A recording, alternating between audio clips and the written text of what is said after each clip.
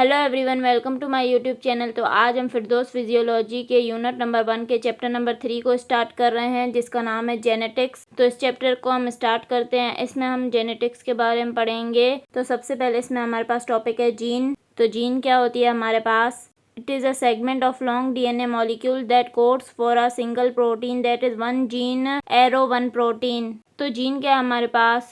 Gene हमारे पास एक segment होती है डीएनए मॉलिक्यूल का। मतलब हमारे पास बहुत बड़ा डीएनए का मॉलिक्यूल होता है, उसका एक छोटा सा सेगमेंट हमारे पास जीन होती है। ऐसी बहुत सारी जीन्स होती हैं हमारे डीएनए में। जीन्स क्या करती हैं हमारे पास? प्रोटीन को कोड करती हैं। एक जीन मतलब एक प्रोटीन को कोड करेगी।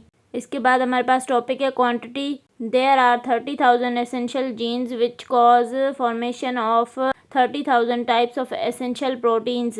तो हमारे पास जीन्स कितनी क्वांटिटी में प्रेजेंट होती हैं? तो हमारे पास 30,000 एसेंशियल जीन्स प्रेजेंट होती हैं, जो कि हमारे पास 30,000 टाइप ऑफ एसेंशियल प्रोटीन्स की फॉर्मेशन करती हैं। मतलब 30,000 टाइप्स ऑफ एसेंशियल प्रोटीन्स को बनाती हैं। हमने अभी पढ़ा था ना कि एक जीन एक प्रोटीन को कोड करेगी, तो ये 30,000 जीन्स है हमारे पास। तो ये 30,000 टाइप ऑफ एसेंशियल प्रोटीन्स को कोड करेंगी। इसके बाद हमारे पास फंक्शंस क्या है जीन्स के? Genes DNA molecules control formation of mRNA which control formation of proteins.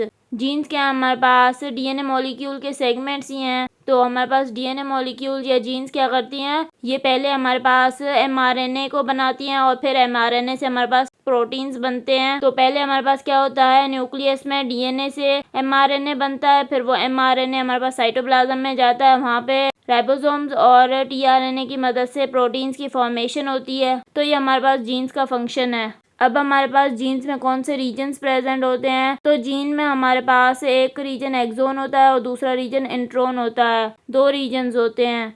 तो एक्सोन क्या है हमारे पास? It is the coding region expression sequences of the gene 3% of human genome. तो एक्सोन हमारे पास क्या है? ये हमारे पास जीन का कोडिंग रीजन है। ये वो रीजन होता है जो कि एक्सप्रेस होता है जीन में। और हमारे पास ह्यूमन जीनोम में 3% जो है वो एक्सोन्स होते हैं। इसके बाद हमारे पास इंट्रोन्स क्या है? It is the non coding region intervening sequences of the gene 97% of human genome. Introns क्या है हमारे पास? ये हमारे पास नॉन कोडिंग रीजन होते हैं जीन के। मतलब ये एक्सप्रेस नहीं होते, ये इंटरवेनिंग सीक्वेंसेस होती हैं जीन की। और 97% जो ह्यूमन जीनोम में हमारे पास इंट्रोन्स प्रेजेंट होते हैं और 3% एक्सोन्स प्रेजेंट होते हैं। इसके बाद हमारे पास क्या है? निमोनिक है। एक exon are expressed, introns are inactive. Mnemonic में क्या बता रहा है? एक्सोन्स जो है वो एक्सप्रेस होते हैं। मतलब कि एक्सोन्स हमारे पास क्या है? कोडिंग रीजन है। इंट्रोन्स इनएक्टिव होते हैं, ये हमारे पास नॉन कोडिंग रीजन है। उसके बाद हमारे पास ये एक फिगर दी हुई है। इसमें क्या बता रहा है? हमारे पास पहले ही हमारे पास जीन या डीएनए होता है, उसके बाद आरएनए बनता है, फिर आरएनए से हमारे पास प्रोटीन की फॉर्मेशन होती है। डीएनए से जो आरएनए बनता है वो न्यूक्लियस में बनता है और आरएनए से जो प्रोटीन की फॉर्मेशन होती है वो हमारे पास साइटोप्लाज्म में होती है।